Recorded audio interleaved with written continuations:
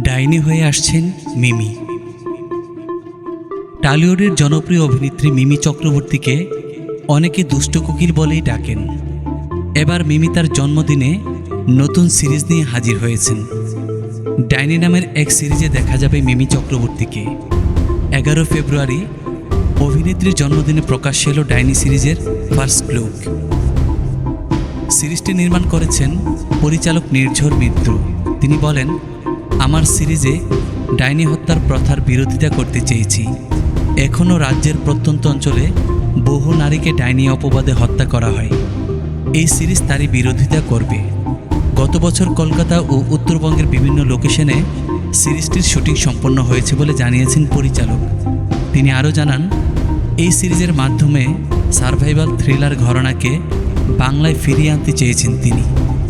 ডাইনি ওয়েব সিরিজে মিমি ছাড়াও গুরুত্বপূর্ণ চরিত্রে দেখা যাবে কৌশানী মুখোপাধ্যায়, সুদীপ মুখোপাধ্যায়, শ্রুতি দাস, বিশ্বজিৎ দাস প্রমুখকে।